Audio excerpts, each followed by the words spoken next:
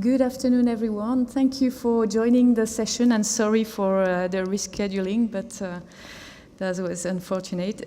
So thank you for joining. I know this represents sort of an effort because you had to leave your exhibition space probably, or the technical track, so thank you for making that effort to join us for this event.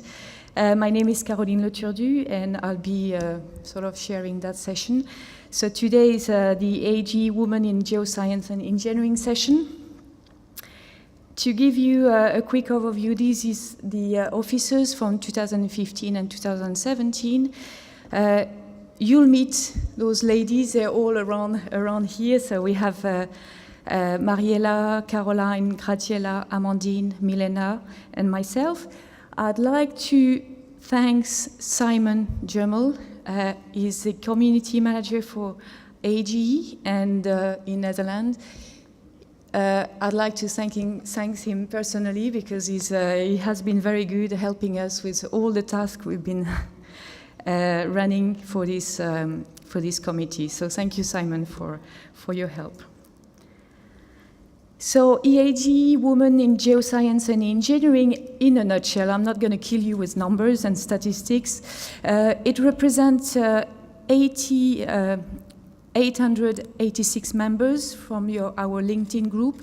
And if you're not part of this LinkedIn group yet, please subscribe. You just go under LinkedIn, you type in woman, EAGE Woman, and you'll find it, and you subscribe. Okay, you don't need to be EAGE members, actually.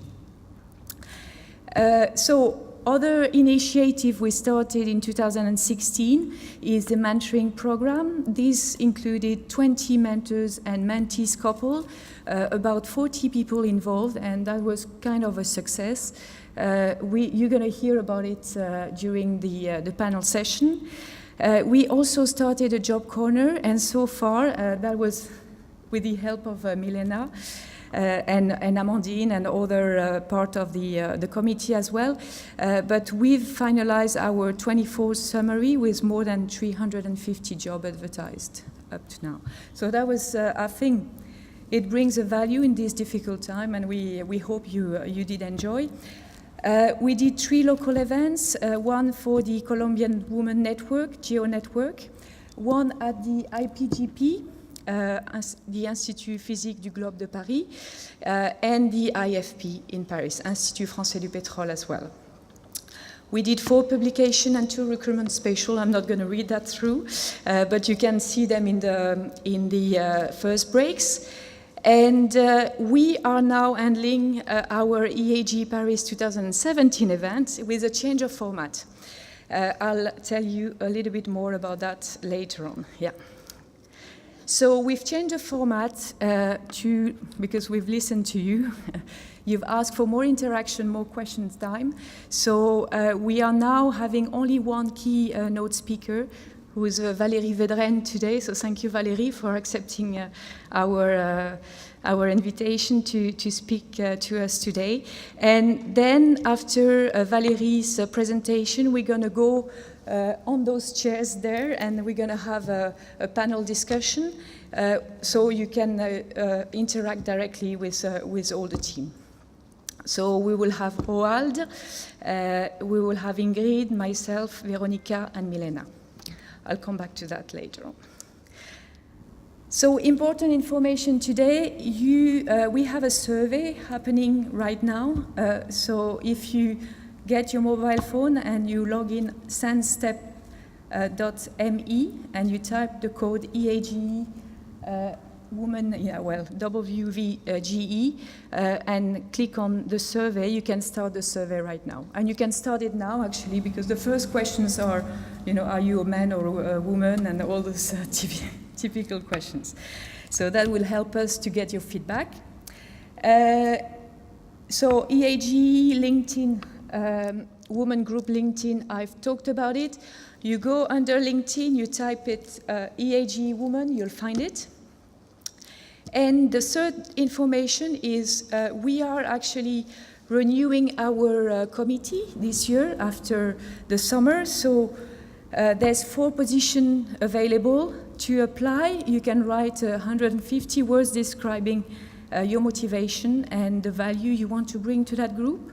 And please send it to membership@eage.org, and you will have a reply probably around September. I think that's what we, and the whole committee will decide. Yeah. So the deadline is 31st of July. Okay. I think that's.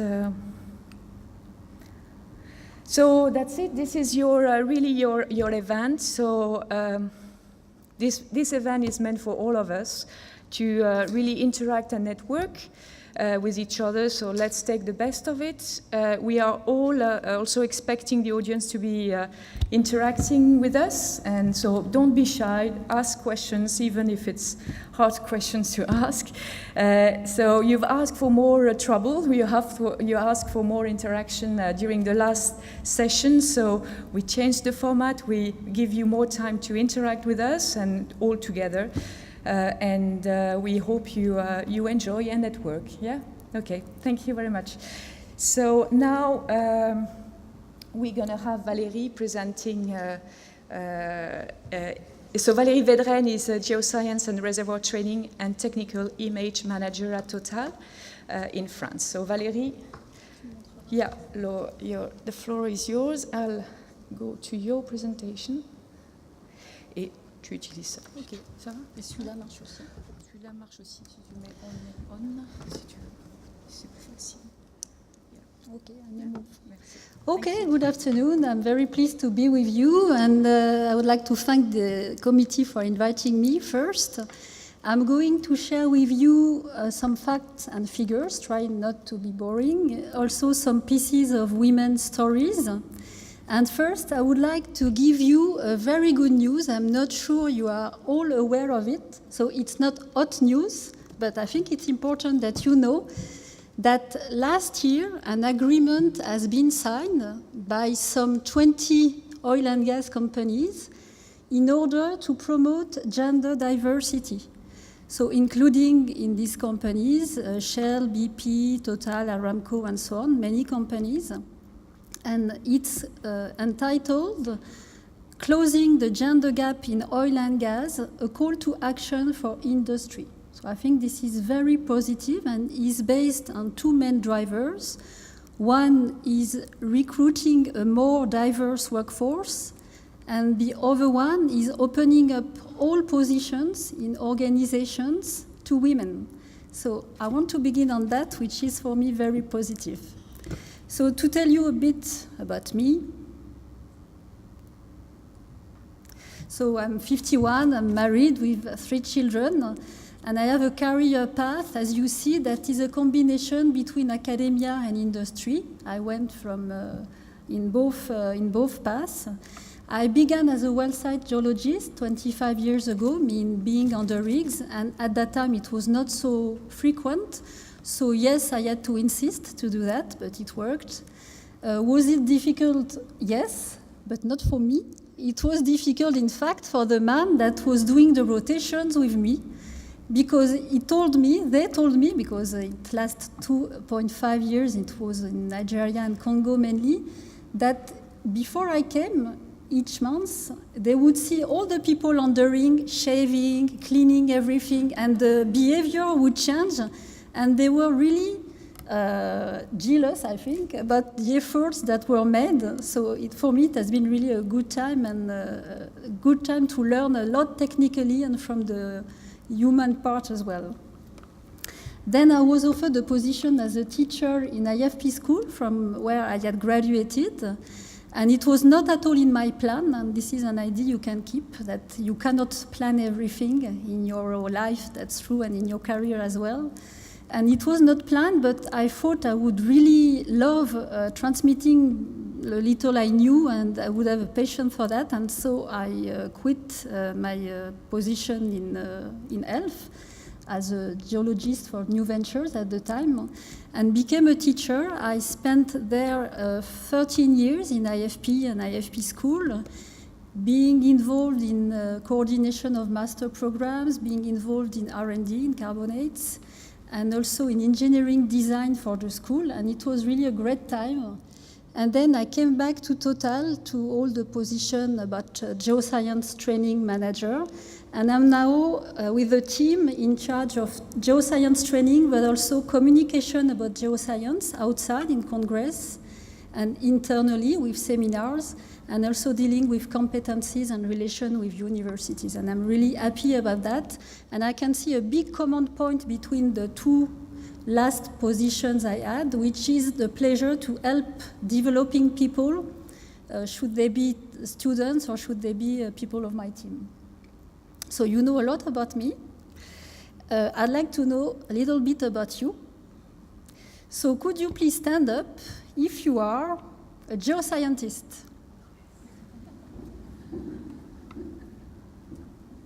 Many geoscientists. Okay, you can sit down. Can you please stand up if you are a man? Thank you for being there. Now, just for us to know, stand up if you have less than 10 years of experience. Many ladies in the young professionals, as I saw when I arrived earlier 15 minutes ago. Thank you. I wish you all the best. Stand up if you have more than 30 years of experience. Congratulations to be a pioneer.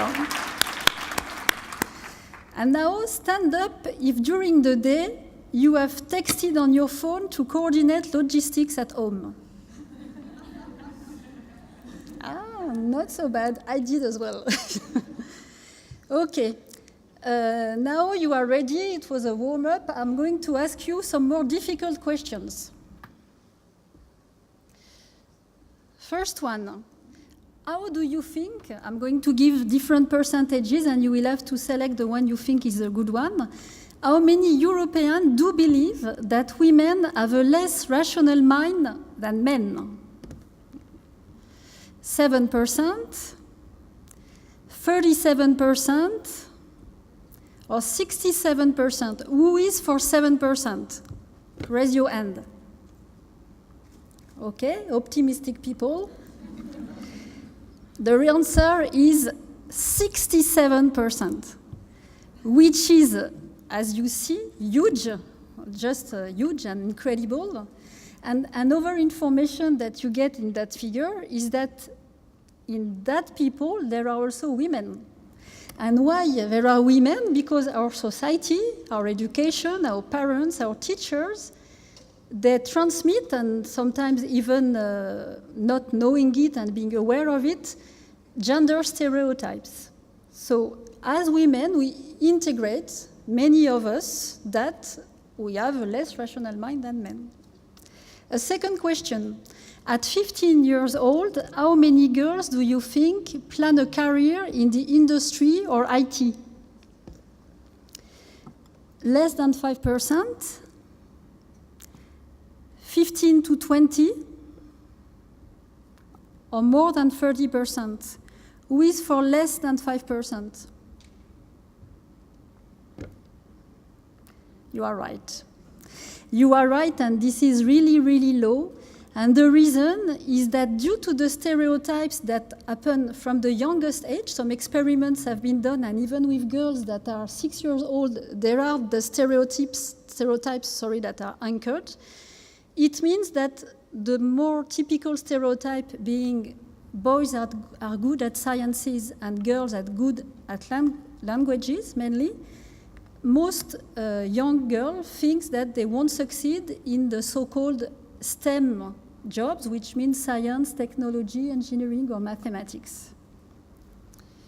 So this is not really good news. Would you like to know how it is within Total? I'm sure you are interested. I want to share different kind of information about Total. The first type is that I have a friend in Total, Emmanuel, that had the idea a few months ago to launch interviews with women that have been pioneers in geoscience at Total. And some of these women are now retired, you will see. So we picked, with Emmanuel, from the video, some sentences that are characteristics in what they said and of their epoch as well. And so you are going to discover 5 women, and you will see their picture. You will see the date of their hiring in the company, and then you will discover what they say. So the first one was hired a long time ago, Danielle, and she said, I was asked to resign when I got pregnant. A few years later, Monique, geologist as well, I went to university because at that time, women could not enter high-graded engineering schools. So you see, these are in the 60s, which means that being a woman in the teams of geoscience at that time was something really, really strange and unusual. Then we skip to the next generation and we go to the 80s. Elizabeth, I had to fight to get expatriated with my baby. Cécile, when I got appointed manager of a technical entity, I was the only woman out of 24 managers and considered by some of them as the female alibi by some of my colleagues. So you see, in the 80s, it was accepted to have women in the company as geoscientists. This was not unusual anymore, but women wanting to move, being mobile, or women in a manager position was still very rare. So you see that we are progressing very slowly, but for sure. And the last one is Emmanuelle. So she has been hired recently in one of our geoscience métiers, which is called geoinformation. She's 40 and she says, I'm 40 and some of my older colleagues think that I am too young to get promoted. I feel fully legitimate in my manager position or whether. So the challenge now is no more being a woman because you have a lot, not as many as men, but we have a lot. It's not being a manager, but being a young manager. So these were just some very subjective pieces of information. Now I would like to share with you some figures. And you will see, just for you to know, in geosciences at Total, we are around 1,050 people. And you have to know that on average, there is 1 woman out of 5 geoscientists. And you will see in the next slide the more detailed figures for the different disciplines, where you see the split between geologists, geophysicists, and geoinformation. And for reservoir, I don't have the figures, but it's in the same range, 1 out of 5. I want to draw your attention now on the right part of the slide, where you see the distribution of the position of these 1,500 positions. And you see that to the right, you go to positions with higher level of responsibility. And what is clear and that we expect is that the higher the level of position, the less the number of such positions. So it's normal that you have something decreasing towards the right. But more alarming is the split of women within this position. Women are in red, and you see the percentage. So first, you have to observe that it's not anymore 1 out of 5, it's less.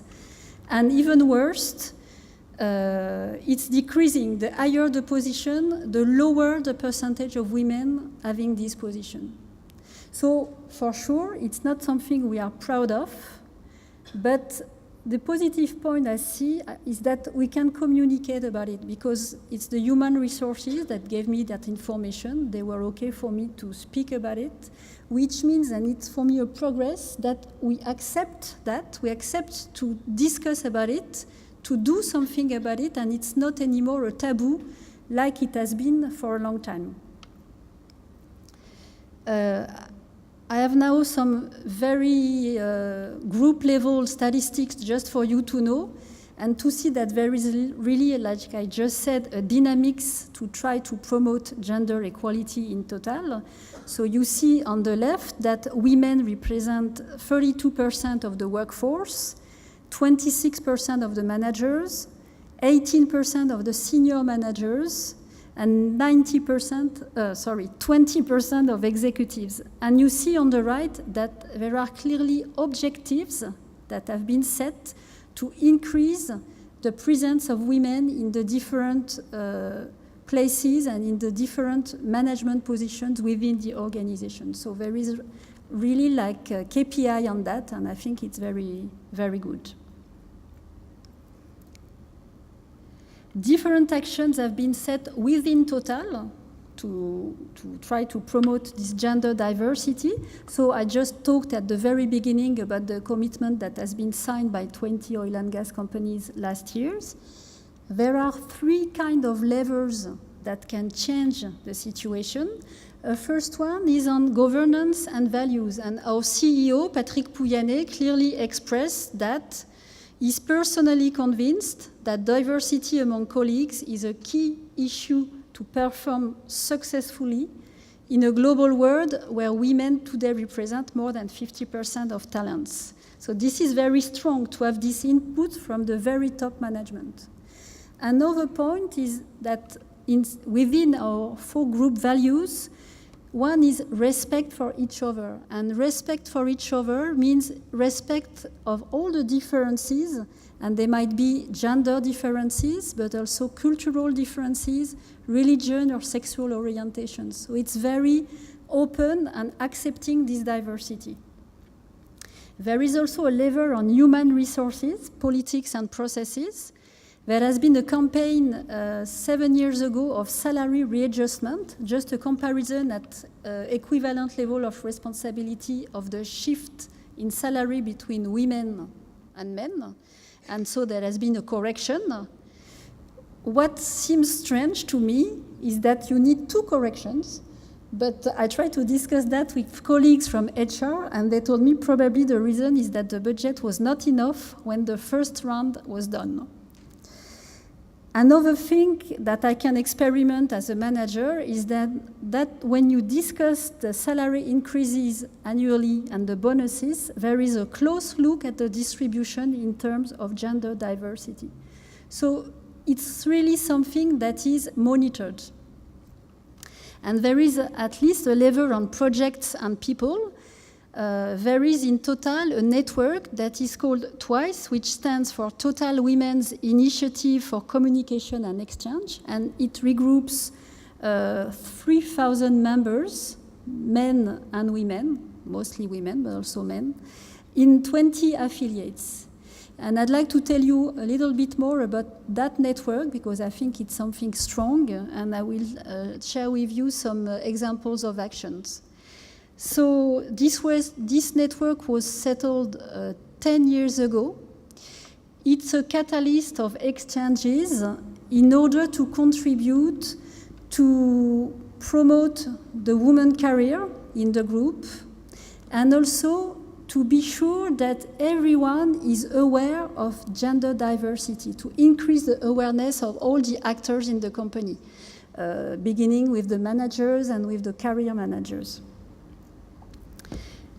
The DNA of this network is really being transverse, being local, being on a voluntary basis, and this is the reason why there is quite a big freedom of action for all the people joining the network. Just for you to know the kind of actions they launch, there has been mentoring of more than 500 women in the last 10 years in the company, and the mentors may be men or women. And the topics which are discussed are generally career management, moving position, culture in Total, culture in France, culture in different countries, and so on, balance between work and private life.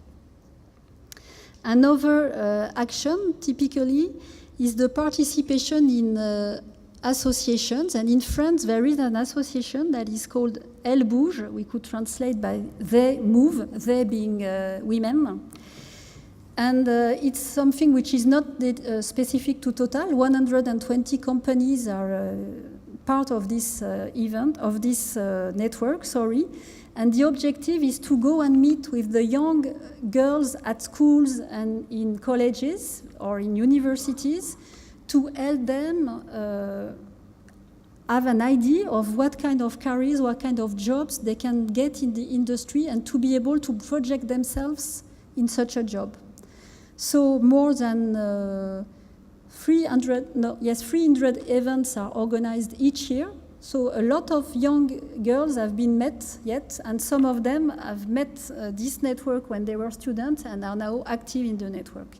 And recently, last year, Total, and this is now an initiative of Total, launched something similar that is called She's an Engineer in all our affiliates abroad. Another action is what we call the Twice Awards.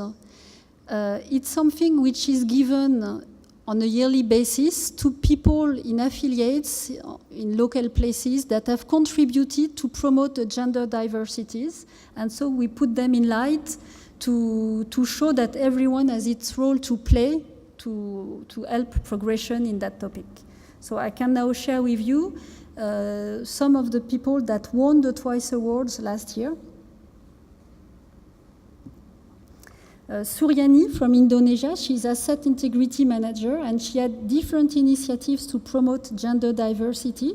She organized a Twice Goes to School event, which means having engineers or scientists from Total in Indonesia going in the school, meeting very young girls, around 10 years old.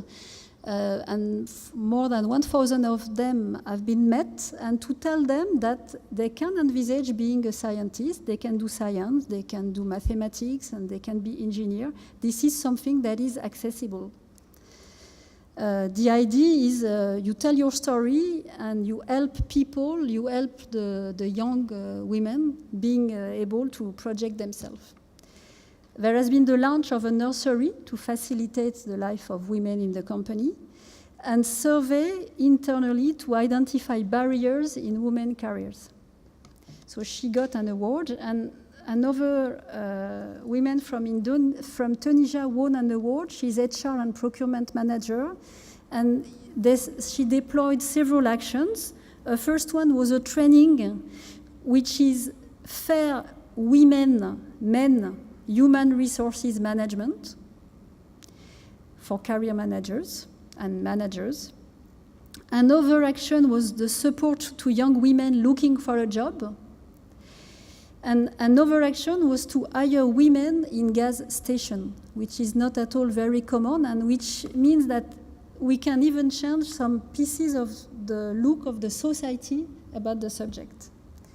So really, my main message is that each of us, at our scale, in our perimeter, we can do something to help things change.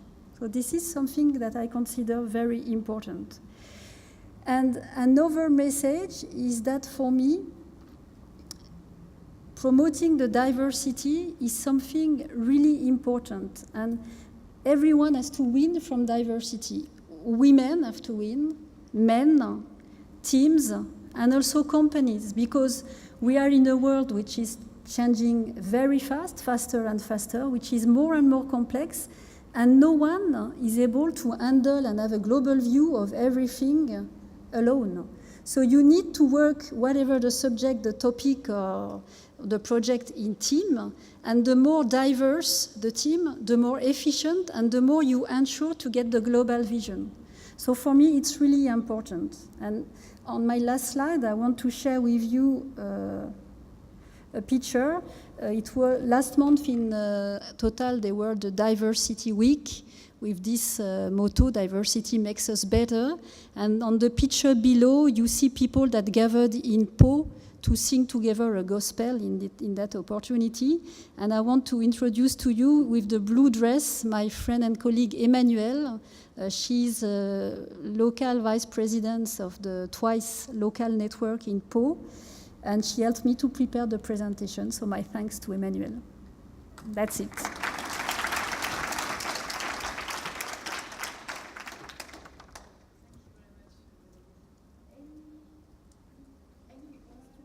Any questions for Valérie while she's still around? She's gonna be. I will stay.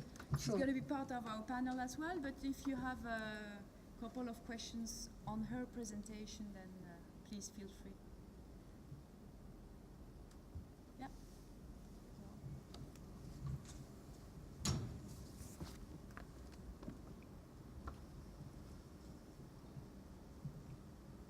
Hi, Valérie.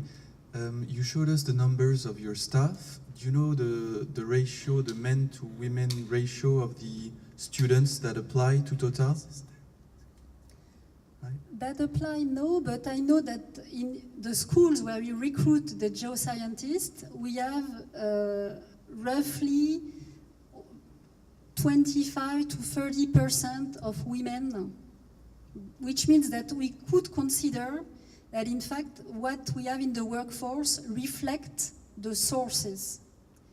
But for me, it's not a reason why we should not encourage having women in high positions, because the problem is that we have that history, which is something that is the inheritage, I could say, but we need to have things moving, which means that we need to ensure that at least the percentage of women that we have at the very beginning when they enter the company is respected when you look at the higher position. But you are right that we are not at a 50% repartition because, as I said, most women don't consider studying in engineering, mathematics, or... and sometimes we hear things when we go with El Bouge and meet teenagers. Sometimes even young male teenagers say, oh, but this is not a job for women. Because it's not that they are with bad intention, it's just that they integrated the gender stereotypes. I've read something that terrified me preparing this. It's that when you ask students, you do experiment and you have different groups of students and women, female, and you ask for a mathematic exercise. And if you do, before the mathematic exercise, any activity that will remind the female group that they are women, statistically, they will get lower results in the exercise. That has nothing to see, but just being reminded that they are women, it means that part of their abilities, of their skills, or their intelligence is struggling with the fact that they know that they are women and this is science and they are not good at science. And so the part of intelligence which is left to really address the problem is lowered because they have to manage the stereotype. So it's terrible, but it's something we have to break down, so everyone has its role to play. Thanks for your presentation. What do you do about this unconscious bias? Do you educate your managers that this is something that they use? Yeah, the question is, maybe everyone did not listen. What do you do to break the stereotypes? Do you educate the managers? You see, all these kind of actions that are launched by the TWICE network, it used to be something very small in the company and looked at with a strange, weird look, but now it's something that has been accepted. So we know that there are TWICE actions, we know that we communicate on gender diversity, and we all look at it. So some people are probably more reluctant than others. There is no positive discrimination. No woman is at a position because she's a woman. All women are in positions due to their skills. So we keep and we are strong on that. But you are right, it's a education that we are talking about, yeah.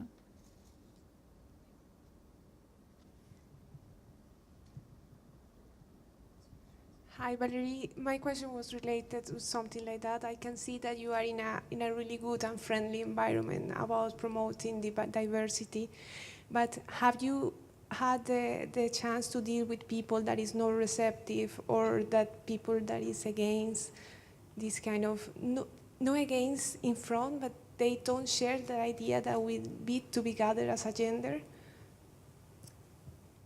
Personally not, but I've heard sometimes people telling something and they say, oh, it's, I don't know how to say that in English, c'est mon côté twice. It seems that because you do something about women, it's like, yes, I do it because I am within TWICE or something like that. So it still should not be, for sure. But at least some men are in twice, they are aware of it, and even if they are joking about it, let's see the positive, they are in.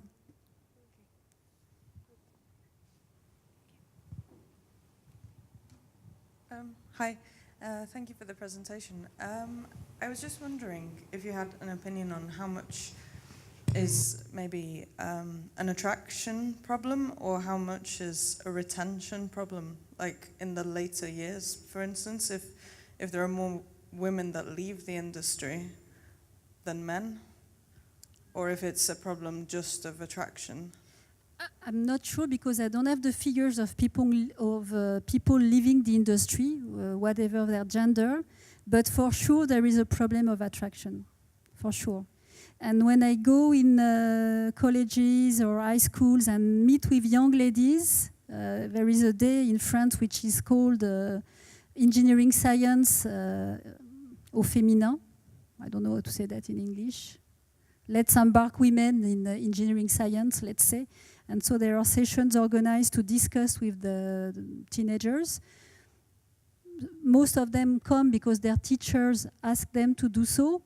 But in the beginning, they are very reluctant. It's not for me. I can't do that. I won't be an engineer. It's too difficult. So it's really giving models and showing that this is possible, and more than that, then they have a lot to bring to the industry. And it's not specific to the oil and gas industry. It's the same for all the industry. Thank you.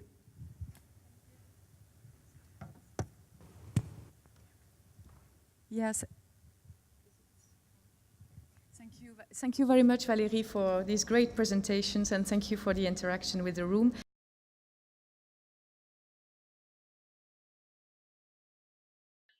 Hi, everyone. Thank you for being here at the WGE meeting. My name is Veronica Malfamer, and I started my career in electronic engineering because I was fascinated about technology.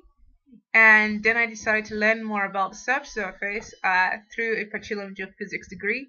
And currently, I'm following that passion through, and I'm rounding up my PhD research in time-lapse reservoir geophysics. So I'll just take this opportunity to summarize my e-mentoring experience.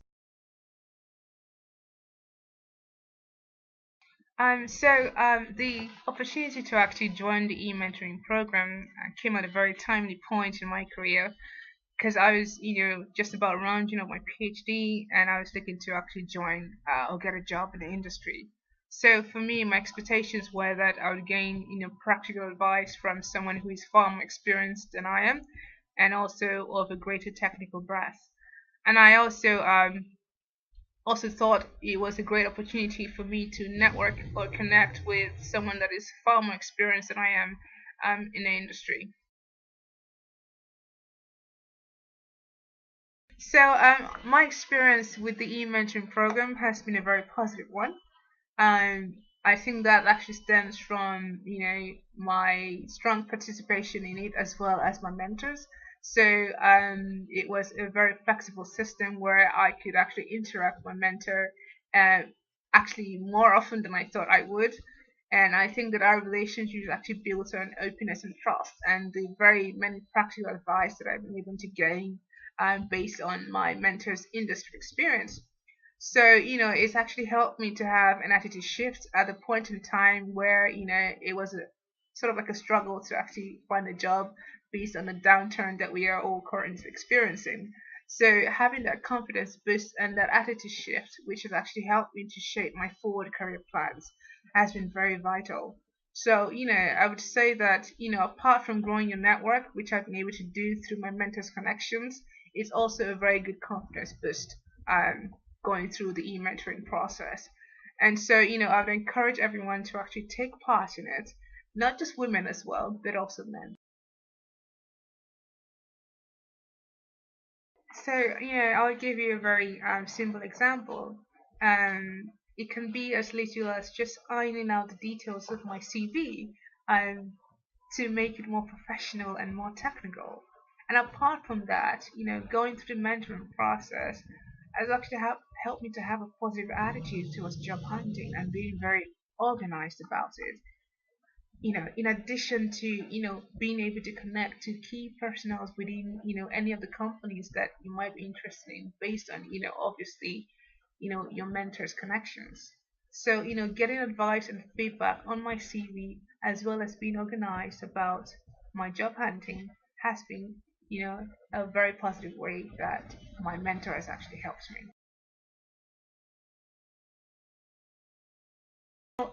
If you think of where I am now, I'm just trying to finish my PhD and then join the workforce. My expectations in the oil and gas industry would be that the transformation that that has begun in terms of addressing the issues of inclusion, diversity, and equality in the workforce would actually continue.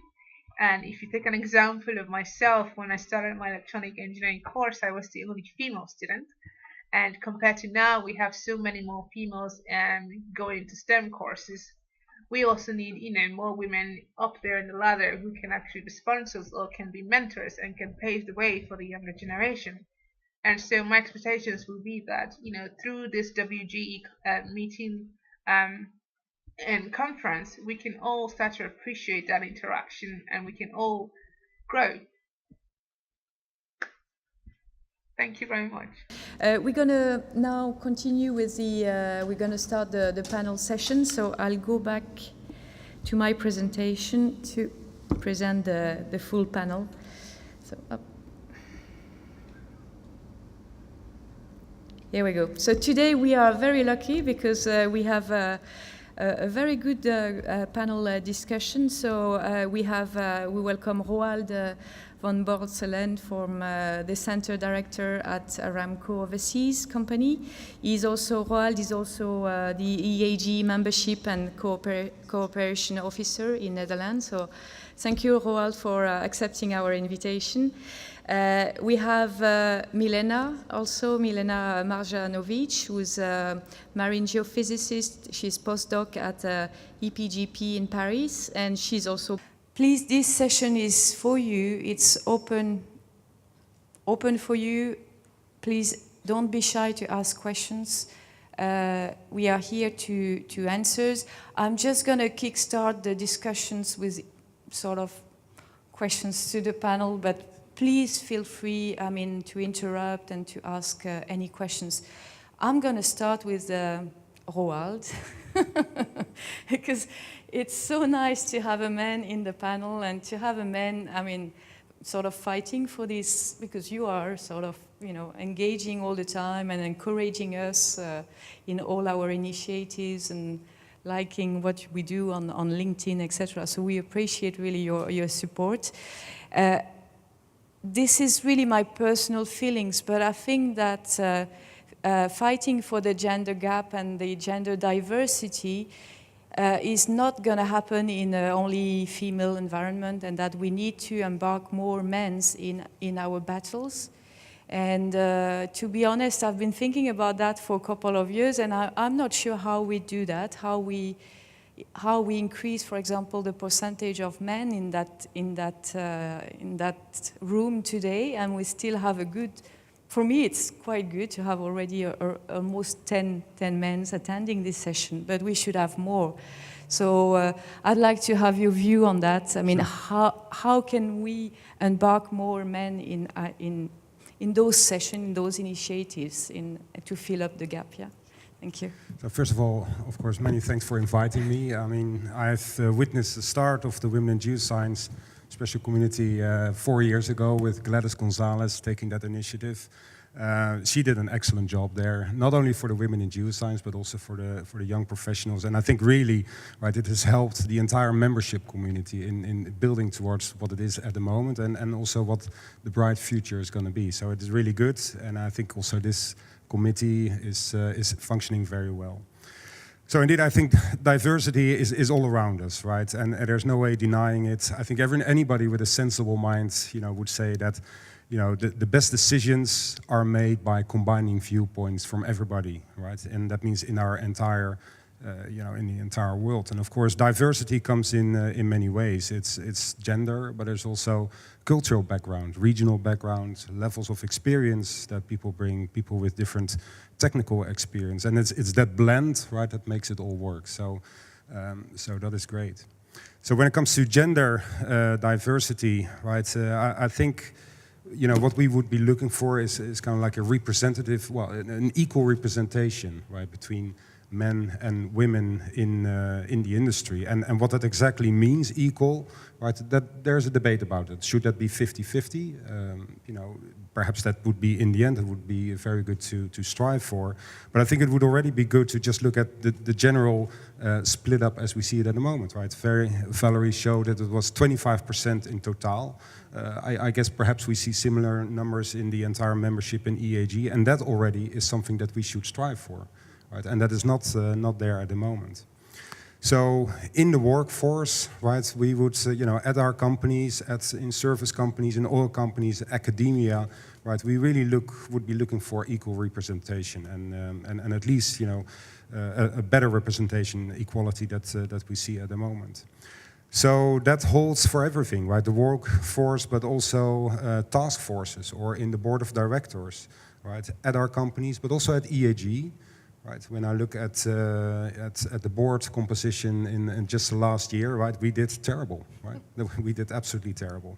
So there are typically 10 board members. There were 0 female members there. Terrible. So this year we already made a very good move towards now replacing 2 men by 2 very capable women that are going to be there for us. So that makes 2 out of 10. Right. So that is already stepping up. And it's certainly something that we feel is very important. And from that point of view, you could even argue that even in the special interest community of women in geoscience, perhaps there should be a man as well, right? So that's perhaps something to consider as well when of course the new board or the new chairman is going to be there. So what can we do? I mean, I really believe it is a matter of just proactively look for opportunities, right?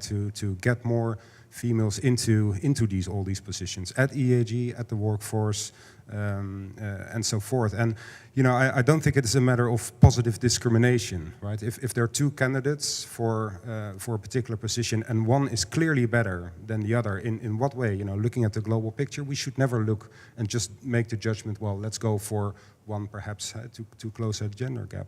But in many situations that is not the case, right? People have equal distribution of capabilities, and I think then it does make sense for us to just say, listen, let's just look for diversity, and when we make that final decision on who we choose for in a position, let's keep diversity in mind, right? And I think that is really what we should do, and we can really do better at it as we do at the moment. But definitely also in EAGE we see the signs that is happening.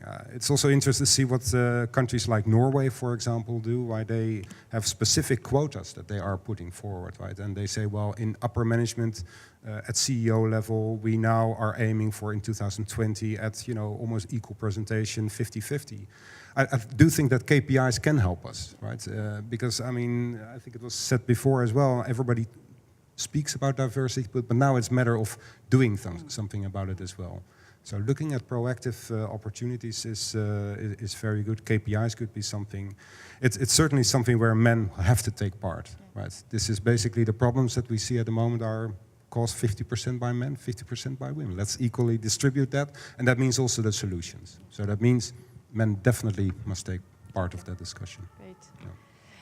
Thanks. And actually, I agree with you. Of course, the group is called Women in Geoscience and Engineering, but it doesn't, it's not. It's open for men as well. So if any of you in the room today, or if you hear about male colleagues who are interested to join the committee, please push them to apply, because yes, that would help. That would be a first step, right? Yes, I agree. Action taken or point taken for the next committee. Great, thank you. Any questions regarding that to Roald from the audience? Regarding the role of men in that types, in those push for for gender diversity. Yeah? Yes, an observation. Yes. During the ceremony of the awards, it was just one women in the awards, and it's not about how many women. It's just that if it's just one, something happened. What we can do. It's a comment. Okay, so I'm gonna ask questions to Milena now. So Milena has been part of our committee now, and she's been very, very active when we started this initiative with a job corner. So I'd like to ask you, what did that bring to you? And I think that probably Ingrid will comment on that as well, because she had quite good experience with the job corner. Yeah, so I'll let you comment that and what you've achieved with, together with Amandine as well, and all the committee on this job corner initiatives. Thank you. Thank you, Caroline. We started the Job Corner initiative in February 2016, so it's been 16 months. We published 351 job opportunities. When I say job opportunities, it's PhD opportunities, master thesis opportunities, internships and jobs, senior job. Yeah, and actually one thing that we agreed is that for every young professional job or young person, the job that is related to young professional, we will mark the job as YP, so young professionals can identify themselves and do not have to search for opportunity that is fitting them. The other thing that we also did, and we thought that can be helpful, is to do summaries. So we had until now 24 Job Corner summaries, which is about 2 summaries per month. We thought that it would be good to have like a list, and then maybe people cannot really go frequently to our LinkedIn page, but then if you get the summary, you can see what has been published during 2 weeks. And all of the Job Corner summaries are actually archived, so you can go and take a look what has been published since February. For Job Corner, from my personal view, it's that in somehow I think like you get what you give. So in somehow I'm now a postdoc, and I have this prestigious Marie Curie fellowship, and if it were not for my friend from Spain who was saying, okay, there is this, I did my PhD in the US and I wanted to come to Europe, but I didn't know how. So she said, like, listen, there is this fantastic fellowship, and I think you can be a good fit. And I started to look, and I applied, and I got it, and now I can be at IPGP. I also work with Shell, and it's really wonderful experience. But if it were not for this information sharing, I would probably not be able to do it. So I think that sharing information is very important, and yeah, so that's maybe the main motivation for me to do it. The most rewarding thing about Job Corner summaries, it's that people who really get opportunities, they send you a message, or even people who don't apply, or they really appreciate. And on Monday morning, when you are really tired and you don't want to go to work, you get this kind of message, and you really, that makes your day. So it's really really rewarding. I would like to thank Caroline, because she has been contributing, and Amandine as well. And I would like to encourage everybody to post, because really, you never know what opportunity can be interesting for somebody else. We all come from different networks, from universities, from oil industry, and it's really, really important to share the information. You don't know, you cannot really be sure that the person, anybody will apply, but maybe somebody, and maybe you will change someone's life. So that's really nice. Thank you, Milena. Yeah, I mean, I would really, really encourage every one of you who's on LinkedIn, when you see a Job Corner, you can use that network, our network, to mention it and share it with, or you can send the announcement to Milena and she will make the post. But again, I mean, we are all lucky we have a job. I mean, for lots of us, and those who don't have a job are quite happy to have this sharing every week and every day, so they see the announcement we're sharing. I think that's very important. When one day, if we are without job, we'll be very happy to have that information. So, I mean, we need to help each others. And actually, I'd like to have Ingrid to comment on that because she got something out of our job corner, and that I think that was quite a successful thing. In 2016, I saw a post of Milena about a petrophysics summer camp, and it was the first petrophysics summer camp in the UK. I have the chance to apply, and I apply with all the fears because I'm not a student, I'm working, I have not presented an application 5 years ago, but anyhow, I present my application, and I got experience. It was 1 week of training with example of the academy and the industry, with all the expedition of the IODP, the Ocean International Drilling Program, and I have the chance to interact with a lot of people from the UK. And it was thanks to Milena. And this year, when they opened the application, I also had the responsibility to share, and I post again, and I say, everyone who wants to participate, I can help you to review the application, because it's something really simple, as you say. Share information is very quick, 2 minutes. You post something and you don't know who is going to see it and who can benefit of it. Do you have any questions for Roald, Milena, or Ingrid as interaction from the room, please? Yes, hello. I have a question. Unconscious bias, I think that's something all humans suffer from, male and female, but it's something we're struggling with in our company to try and get over the gender gap and get to more diversity. So I'd like to hear from the panel how in your companies you've managed to overcome this. Valérie, you want to answer that? Yes, I'm in charge of training. So I can tell you we have a training which is called bias and blindness. And so there are all kinds of biases, including the one with stereotypes and gender stereotypes. But training is not enough. It's only a part of it, a part to address the problem. And another way to address it is to increase the awareness of the managers. And this is one of the missions that Twice has set for itself. Roald, please, yeah. Yeah, so I can share my own experience. So when I graduated from Delft University in '95, I started my career at Amoco in Houston, and of course Houston is known as a Texan city, energy, and you kind of go there perhaps with a bias, indeed, right? And I ended up in Amoco, in the Deepwater Gulf of Mexico group, and that was headed at the time by Susan Cunningham. And perhaps that name rings a bell. She later became, I think, CEO, or at least in that area, very senior high management in Noble Energy. And the impression that she left was just tremendous, and I think that forever changed. If there was any bias, right, that really got, it was removed.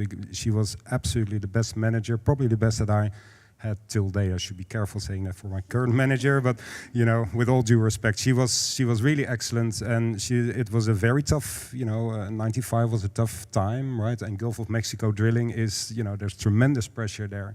But she led so professionally a team, a very diverse team of people there. It was just tremendous. So indeed, biases may be there in the beginning, but good experiences basically, can remove that, I think, forever. And yeah. I would actually like to build on what you said, because on hidden biases, and I was just talking to the young professionals here a little bit ago, and one of the things I think comes from you, that you have to always communicate with your HR department and your supervisors that, yes, you'd like to know about any opportunity that you qualify for, and that you would like to make your own decision whether you want to take that opportunity. And you want to make sure that people know that, yes, you will travel even though you're a woman. You might travel even if you have kids. You might want the promotion, even though that means that you go above your spouse, but you have to communicate those things. So it comes from us as well. It doesn't just come from the corporation. Thank you. And to complete just on what you said, it's also a question of trusting ourselves. Because very often we just believe that we won't be able to do it due to these stereotypes that I was speaking about a few minutes ago. It's really not waiting for others to trust in you, but also beginning by trusting yourself and choosing what you want to do, telling what you want to do, to give a chance. If it works, it works, and if it does not, you have no regret. Yes. Yes, I have just a comment to build on what you say. It's really true from my experience that I had in this group that usually, for some part of the reason, it's inner culture, inner way the women perceive themselves. They're able to achieve way much more, but they always put their self-barrier. So for example, when I joined the mentoring program with Leila, which is here, she was always underconfident. I said, no, you should not do this. Like, I don't say don't act like a man, but just act as a human being, and you know that you're able to do this, this, and this, so put it in light, just as simple as that. So yeah, you really have to believe in yourself, I guess, and just try to be neither acting like a man, neither acting like the social way that women should act, but just normally like a human being should do. Like, I can do this, I can do this, I can do this. Point, that's it, that's factual, and that's where we want to go. And so self-confidence, I guess it's the key, and it's a part due to the society, and a part you have to unlock it from your inner self, I guess. Yeah, okay, thank you. I think one of my view on that is it's also starting with education when we're young. I mean, I can see that with my young kids. The way I'm acting with my boys or with my girls are very different, and I'm fighting against that, and I can tell you when you're conscious about that, it's very difficult. So I think it's starting very early in the education of our boys and girls, and you have to be very conscious about that. I'm fighting my husband as well because of the pink and the blue things, and you know, this T-shirt is pink, cannot go to that boy. So, I don't care. Yes, it goes. So these kind of things. I mean, but it's everyday fight. It's an everyday fight, I can tell you, and sometimes you're too tired to fight that battles. But it is also, I think, part of the educations. Yeah. I want to make a small mention. When I met Caroline, she explained to me everything that she was doing, and she looked very professional. And we talked for 1 hour, and I was really impressed how active she is in the group and in the community and all their activities. And at the end, she said, and I have 4 children. What? 4 children. Just to let you know that it's a good example of how you can combine your professional and family life without interfering, without look. There was another question?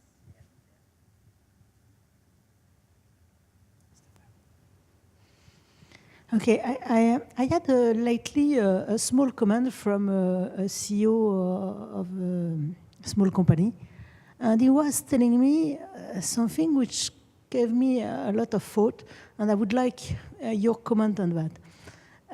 He told me, no, it's not gender bias, it's just that people, they tend to put their friends in the available position. So my question is, I would maybe ask the question to the men, but also to the women. So the question, do you have female buddies? A female what? Female buddies. Ah, buddies. Shall I start?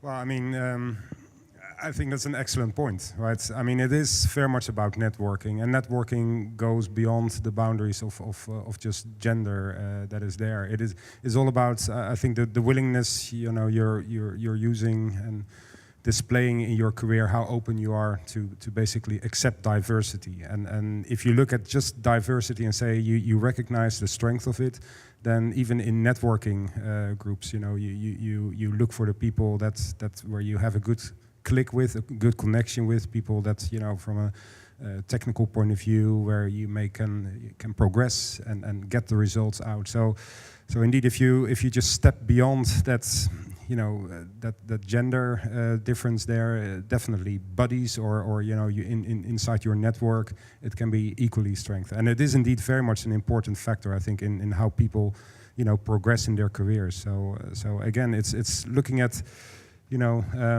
looking at proactively looking at opportunities to expand your base, your knowledge, your networks, and that goes across two genders. So. Valérie, you want I'd like to add something. The organization and the processes that are put to have someone in a given position are very important. And for example, at Total, and I know it because I am part of a group of people for the geology discipline, it is never one person that chooses another person to be in a position, but a group of people. It's a collegial decision. So it can't work with just, he's my friend, I would like to be with him, I know he's good, I want this one. It's really a collective decision, and this is very important, I think. Sorry, there was a question. Hello. Okay. Hello. My question is regarding the impact that we are facing now, the hard time of the oil and gas having now. We have like job cutting, the oil price reduce. And in your observations, what do you see the percentage that the job opportunity that have in the LinkedIn or any else, whether the job opportunity is still there, increasing or decreasing? Thank you. That's a question for Milena, I guess. Well, I don't know much about oil industry because I'm in academia. I can see that job opportunities are decreasing, but there are job opportunities out there. So that's why I think we started this activity, because sometimes these jobs are hidden. So if we get out from our networks, we can actually make them visible within one group, and maybe it will be helpful. We cannot know if it's helpful or not, but we're starting from ourselves. We do on local, we try to do the best from our side, and then, yeah, it's hard to say, it's really... Yeah, and it's also that job corner, maybe we didn't mention it, but it's also for industry, but it's also for PhD, postdoc opportunities for everyone. So it's really, we're trying to get a large scope of opportunities. And globally, I mean, we are not only in Europe, but for example, I have lots of connections in Asia, so whenever they published a job offer in Asia for Malaysia or in Jakarta in Indonesia, I do publish those as well, because I know, I mean, everyone is suffering globally from the job the job crisis. So it's open to everyone. Yeah. Yeah, I think we had about 350 job opportunities, and 80 something were for young professionals within industry and academia. So it's quite diverse. What I had is a comment for your subject about female body. I think it is women in their personal life, they're very able to if you have a problem with your kid or something like that, in 30 seconds you're able to network and to have everything ready. I think in a professional way we don't do that. In professional way we don't move as much as we should. We don't make the connection. It is similar to what you say, and I think we really need to make an effort in that direction, and this is why I really thank you for the initiative of doing this type of networking. Yes, thank you. Yes, you're correct. I think also maybe Valérie could comment, but I think it's also very important to have good examples in front of us, right? To have good, what we call role models, to be able to look up to someone that you appreciate, that you can connect to and that you can talk to whenever you are in sort of in question mode, right? So I think it's always good to look up for someone that can help you, that you connect with. I don't think we need a lot of mentors, or but we need to have good role models, and hopefully it's building up with. But I don't know. From the industry, in my company, for example, in Schlumberger, with those initiatives that have been ongoing for quite a long time, so we do have very good example of ladies that we can, sort of look up for and eventually connect to if we want. I know that, from the workshop we did at IEPG, and it's a bit different in the academical world, but and I'm sure that in Total you do have quite good role models as well. You can follow female. So yeah, if you want to comment, Valérie. Yeah. I can even tell you that some maybe 30 years ago, when I was a student in engineering school for geology, we had a presentation from a young professional from Total. And I can clearly remember the moment when she entered the room, the way she behaved and how she spoke to us about our job, our passion for a job. And really, I can remember thinking in my head, it could be me. And it was not the only reason why I joined the oil and gas industry, but I'm sure it participated. And so it's really our roles, whatever our age is, to communicate, to speak, to talk about what we do and to exchange. Yes, that's right. And I think and again, I like your ideas about this teaching to the young school, and I think that's also, I was talking about education, it has to start early, but we should all make these efforts to coach young girls, really, starting by our daughters, and then school girls, etc. And this is all inside us. We should maybe not tens of them, but at least one or two, right? And this is all our own initiatives, yeah. Yeah.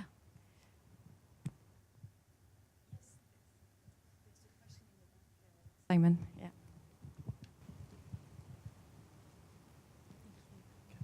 Thank you.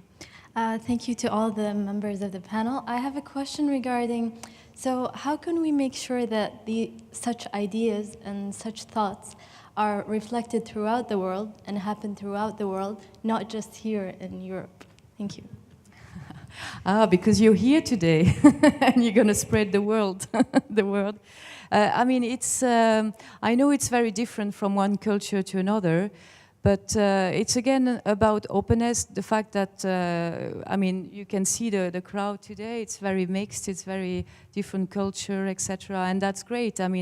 Those ideas are for everyone, not only for Europeans, So, we hope you bring back home good ideas, good, motivation. I think that's the key, motivation, positive thoughts, and that we've encouraged you to speak, to connect, to look up for that lady in your company that, yes, I want to be like her, I'd like to behave like her, I'd like to be happy like her, Again, it's not only about reaching that VP level, sometimes it's also reaching a sort of family balance and being happy, I'm not always promoting, I want to be a VP, for me personally, it's more about family balance and being happy, having fun in doing what I do every day, and really trying to have all my family happy around me. So again, it's my personal view.